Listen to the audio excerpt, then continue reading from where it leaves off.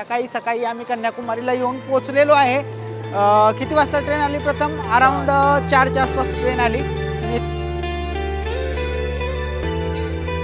सूर्योदयाचा आस्वाद घेतला असेल। 7:30 वाजलेत। खूप मस्त वाटलं, एक वेगळ्या 51 शक्तिपीठापैकी एक शक्तिपीठ आहे असं मानलं जातं।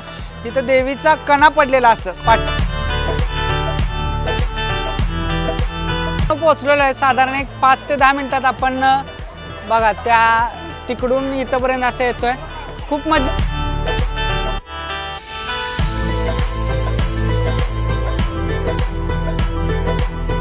मित्रांनो, स्वागत आहे तुमचं द फॅमिली टूरच्या आपल्या मदुराई रामेश्वरम कन्याकुमारी टूरच्या आपल्या शेवटच्या डेस्टिनेशनमध्ये। सकाळी सकाळी आम्ही कन्याकुमारीला येऊन पोचलेलो आहे।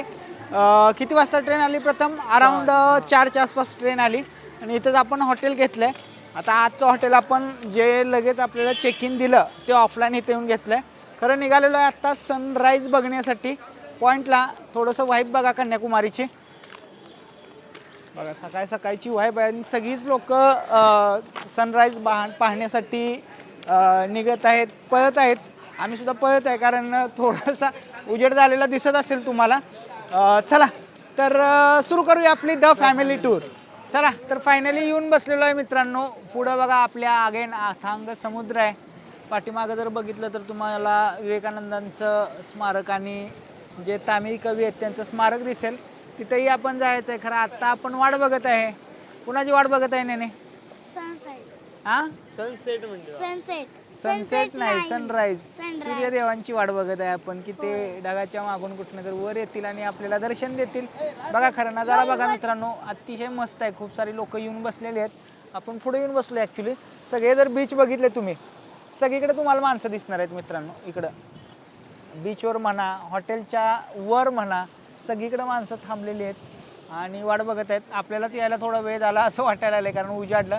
अंधारातून उजेड ज्या वेळेला आपण उजेडाकडे जातो तर ती फिलिंग खूप छान असते। खरं ठीक आहे, सूर्यदेवांचं दर्शन घेऊया आता। काही मस्त शॉर्ट प्रथमचे सिनेमॅटिक एन्जॉय करा।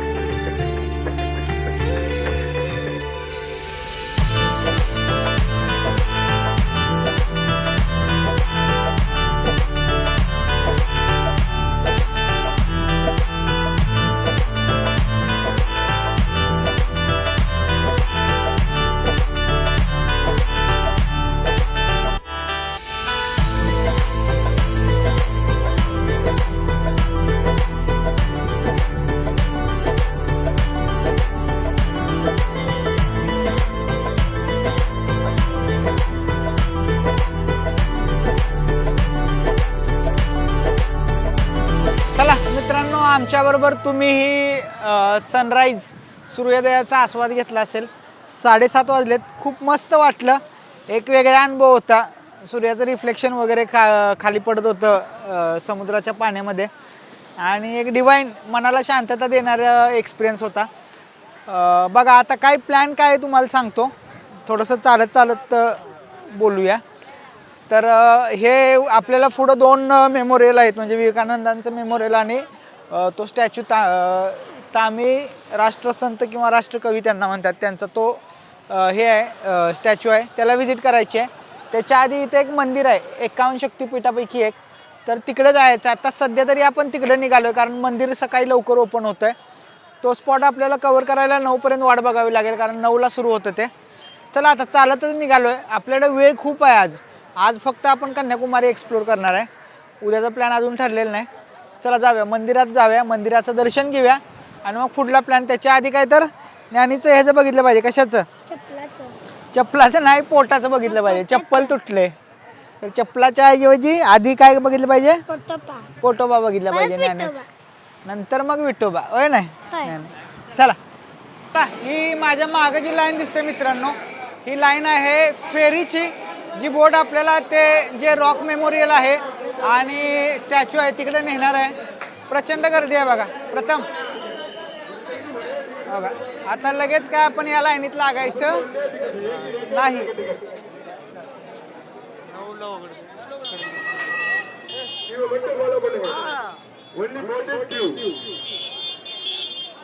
प्रचंड लाईन आहे, प्रचंड मोठी।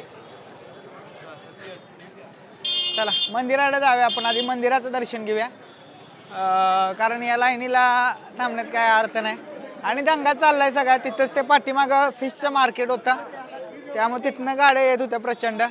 आणि कायमसारखं सगळे रजनीकांत आहेत ड्रायव्हर इथले, सो त्यांच्या नादाला लागायचं नाही. प्रथमला धक्का देऊन आत्ता एक जण गेला. खरं ठीक आहे, चला मंदिरात जाऊया. मंदिराची माहिती आधी घेतो मी थोडीशी आणि मग तुम्हाला सांगतो. पुढं मंदिर आलंय बघा, मंदिरात जाऊन दर्शन घेऊया. चला चला मित्रांनो, मंदिराच्या समोर आपण आलेलो आहे. मंदिरात दर्शन करायला जायचं आहे. त्याच्या आधी थोडीशी आपण मंदिराबद्दल माहिती घेऊया. तर हे 51 शक्तिपीठापैकी एक शक्तिपीठ आहे असं मानलं जातं.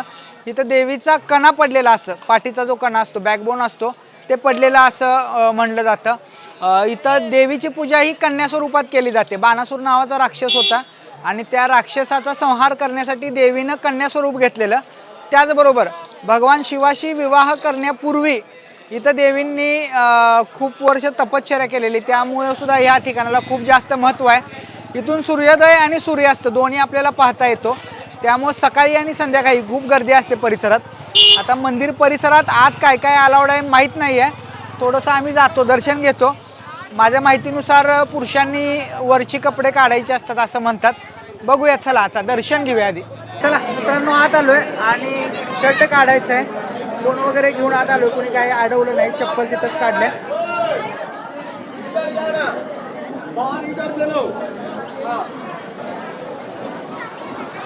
चप्पल इधर नहीं.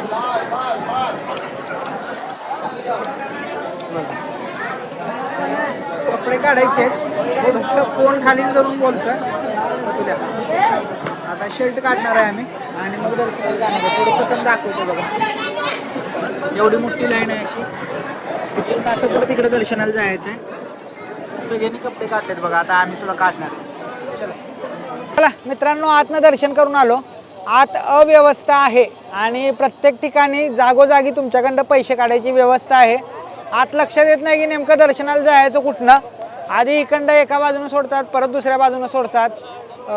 आधी सांगितल्याप्रमाणे आत शर्ट चालत नाही आणि महिलांनी सुद्धा खूप मॉडर्न कपडे चालत नाही, शर्ट आत काढायला लावतात.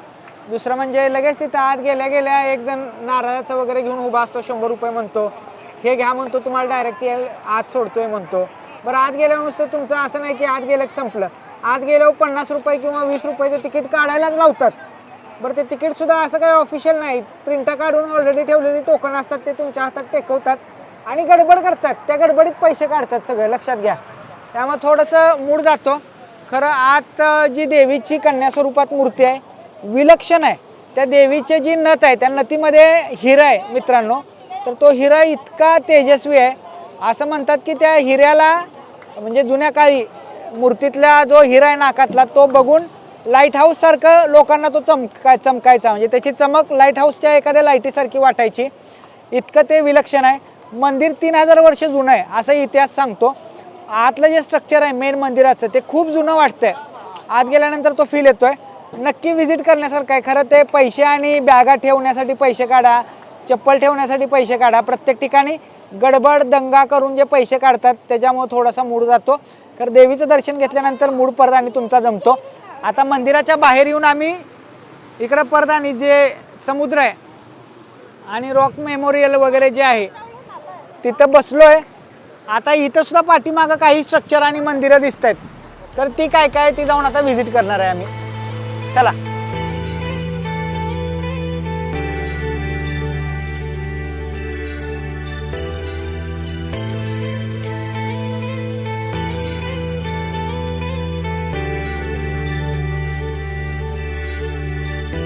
चला मित्रांनो, बघा पाठीमागं शंकराचार्यांचं मंदिर आहे.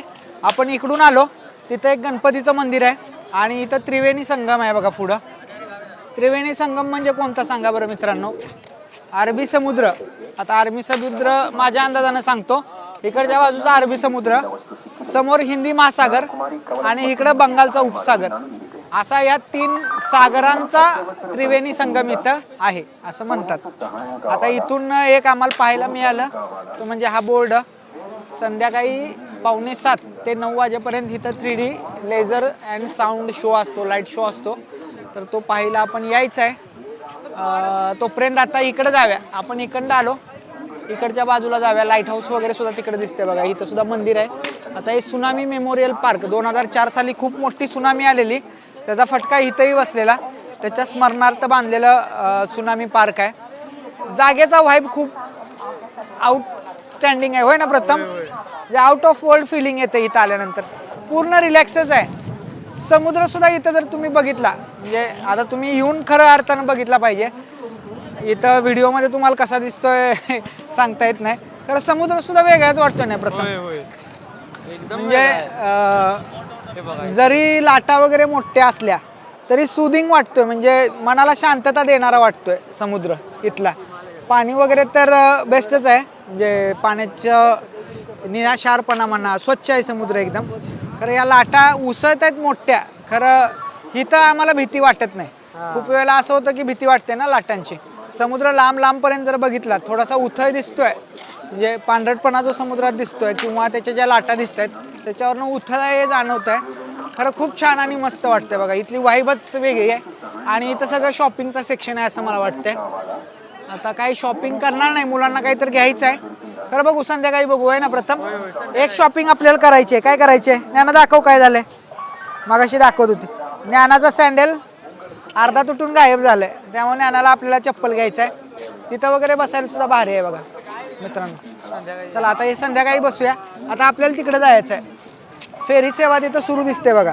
मगाशी जाताना बोटी वगैरे बघा, तिथं बोट दिसते बघा खाली, फेरी आहे ती. तर ते फेरीचं मगाशी गर्दी दाखवलेली, तिथं जाऊन आता तिकीट काढायचं, किती आहे वगैरे बघायचं आहे आपल्याला. खरं इकडून फिरून जाऊया आपण, चला.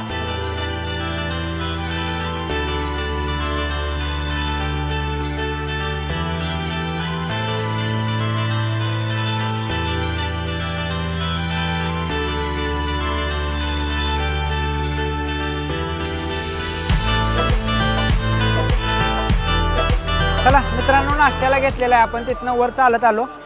आता नाश्त्याला आपण सगळं घेतलं बघा व्हरायटी. वडा, डोसा, इडली आणि पुरी. खरं टेस्ट ते आता ग्रेव्हीची त्या टेस्ट सवय झाली आता नको वाटायला आले. पोटाला काहीतरी खाल्लं पाहिजे. हॉटेल वगैरे एवढी चांगली काही इथं दिसली नाही आल्यापासून. माईट बी तिकडं असतील, आता तिकडं बघूया आपण संध्याकाळी वगैरे. आता खाऊन घेतो आणि आपल्याला ते फेरीतनं रॉक मेमोरियलला व्हिजिट करायला जायचं आहे. चला.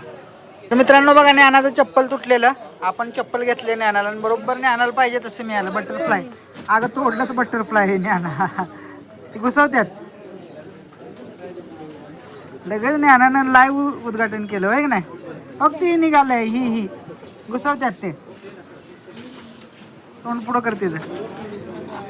200 रुपयाला बसलंय, आता तुटलंयच पाक ज्ञानाचं. घेऊन जाऊया का? ती काय असून दे इथंच घेऊन जाऊया. चालतंय, चला. संजनाला आणि प्रथमला आम्ही तिकडे बसवलंय, तिकडे चप्पल घ्यायला आलो. चला जाऊया. चला मित्रांनो, परत आणि फेरीच्या तिथं आपण आलोय. तिथं पुढं दिसत असेल बघा, नॉर्मल तिकीट 100 रुपये, स्पेशल तिकीट 300 रुपये. आणि ज्यांनी ऑनलाईन बुकिंग केलंय त्यांनी डायरेक्टली आज जायचं असं त्यांनी सांगितलंय. आता आपण काय ऑनलाईन बुकिंग केलेलं नाही, त्यामुळे आपण 100 रुपयाच्या ह्याच्यात आपण याचा विचारच केला नाही की बाबा फेरीनं आज जायला लागतंय किंवा काय, त्यामुळं आपण थोडंसं गाफील राहिलो. चला आता हे नॉर्मली आपण कसं कसं घेऊ शकतो दर्शन 100 रुपयाच्या तिकिटानं बघूया. चला क्यू लाईनमध्ये लागूया. इकडं आहे बघा मंदिर, मंदिराच्या इकडं आपण गेलेलो, आता परत आणि इथं लाईनीत लागायला आलोय. गर्दी आहे प्रचंड, वरडतात सगळे.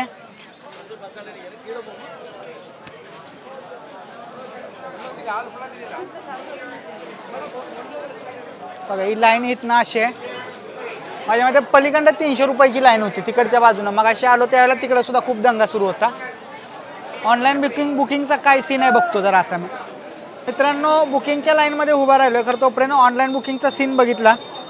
बघू शकता इथं ही साईड आहे त्यांची. आपण जर टाकलं कन्याकुमारी फेरी ऑनलाईन बुकिंग, तरी साईड ओपन होते. कन्याकुमारी फेरी सर्व्हिस वर बघा काय आहे URL psckfs.tn.gov.in. आता हे आजच्या दिवसाचे तिकीट दाखवत आहेत. 10:30 ते 11 नॉर्मल तिकीट 0 आहेत. 10:30 ते 11 स्पेशल तिकीट 154 आहेत. स्पेशल म्हणजे 300 रुपये मित्रांनो.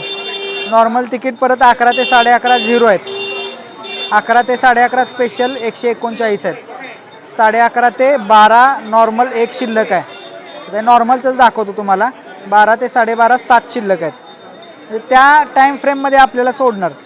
1 ते 1.5 याच्या दरम्यानचे 38 शिल्लक आहेत. आता काय आपण थांबत बसायचं नाही एवढा वेळ. आपण काय करूया, जाऊया ह्या नॉर्मल लाईनमधनंच थोडा रश बघूया कसा आहे, काय किती वेळ लागतो, जेणेकरून तुम्हाला सांगता येईल माहिती. मित्रांनो, ही आतली क्यू लाईन आहे बघा. मी दरवेळेला म्हणतो की क्यू लाईनवरनं आपल्याला लक्षात येतो की रश कशा प्रकारे मॅनेज करतात. आता ही 100 रुपयेवाली क्यू लाईन आहे. माझ्या मते ज्या वेळेला रविवार असेल किंवा सुट्टीचा दिवस वगैरे असेल तर त्यावेळेला हे बऱ्यापैकी सगळं फुल होत असणार आहे. आज मंगळवार आहे, तसा ऑड दिवस आहे. खरं त्यामुळं गर्दी कमी आहे. बघूया चला, आपण आत आलेलो 10च्या दरम्यान, म्हणजे 10 वाजता आपण लाईनीत लागलेलो. 10 वाजून 16 मिनटं झालेत. बघू तिकीट मिळेपर्यंत किती वेळ लागतो आहे आणि फेरीमध्ये बसवस तोपर्यंत किती वेळ लागतो. मित्रांनो, तिकीट काढायचं तिथं आपण आलो आहे बघा. आता तिथं स्पष्ट लिहिलं आहे जाना आर वापसी रुपये. आता यांचं हिंदी सोडा, खरं येण्या जाण्याचे पैसे 100 रुपये प्रति व्यक्ती. 5 वर्षापेक्षा कमी जर तुमचं लहान मुलं वगैरे असतील तर त्यांना फ्री आहे. आणि फक्त 5 वर्ष असा क्रायटेरिया नाही. जरी 5 वर्षापेक्षा कमी असेल, खरं त्याची उंची 107 सेंटीमीटरपेक्षा जास्त असेल तरी त्याला तिकीट लागणार. इथं हाफ तिकीट वगैरे नाही आहे, फुल तिकीटाचं कन्सेप्ट असेल. आता त्या हिशोबानं आपल्याला ज्ञानेश्वरीचं फुल तिकीट काढावं लागेल.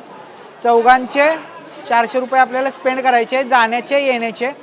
टायमिंग लिहिलेलं नाही की आत किती वेळ तुम्ही स्पेंड करू शकता वगैरे. खरं महत्त्वाचं काय की इथून पुढं आणि परत कंटिन्यू मोठा क्यू आहे. म्हणजे आम्ही बघितलं पाठीमागून, म्हणजे अजून खूप लांब आहे जिथं आपण फेरीमध्ये बसतो ते ठिकाण इथून खूप लांब आहे. त्यामुळे वेळ लागू शकतो, त्या तयारीनं या. काढलेलं आहे मित्रांनो. अलीकडेच ऑनलाईन मशीन घेऊन उभा असतो माणूस, तर तो म्हणतो किती जण आहे, त्याला आपण सांगायचं किती जण आहे. बाकीच्या सगळ्यांना आज जावं म्हणतो, आपल्याला थांबवून घेतो आणि मग आपलं पेमेंट झालं आपल्याला असं तिकीट देतात.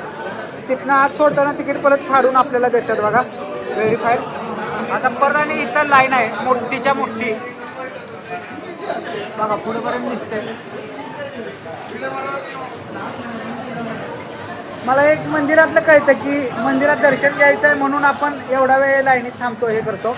आता इथं फिरायचं आहे, फिरायच्या आधीच हे पाय काय करतात, घायला आणतात.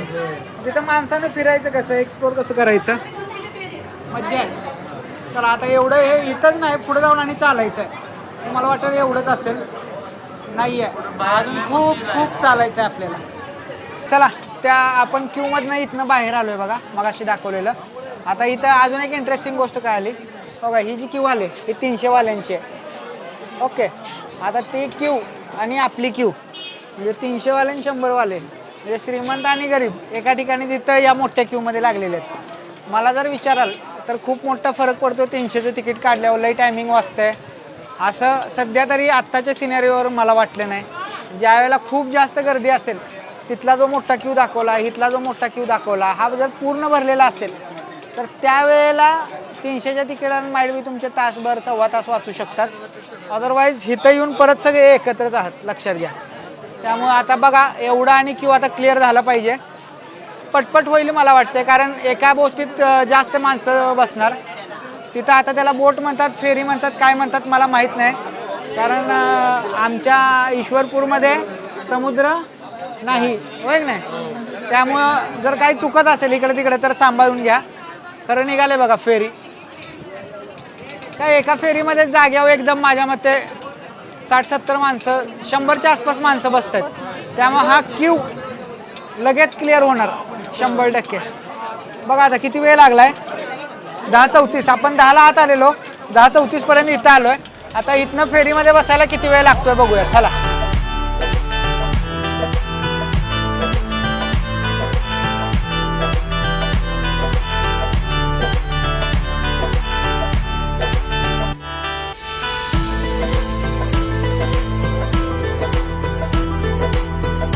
मित्रांनो, 10:52 झालेत आणि आपल्याला फेरीत बसवण्यासाठी 2 लाईनमध्ये उभा केलं आहे. सगळं स्ट्रिक्ट आहे आणि पद्धतशीर आहे, म्हणजे त्याशिवाय प्रॉपरली वर्कआउट होणार नाही, लक्षात घ्या. रिस्की आहे ना, पाणी आहे, समुद्र आहे, जहाज आहे. तर अशा ठिकाणी थोडंसं डिसिप्लिन महत्त्वाचा असतो आणि ते डिसिप्लिन प्रॉपरली मेंटेन करतायत. आता काही मी बोलणार नाही, म्हणजे माझ्या मते आपण एक 5 मिनटात आता बोटीत बसतोय. आता डायरेक्टली तुम्ही शॉट एन्जॉय करा.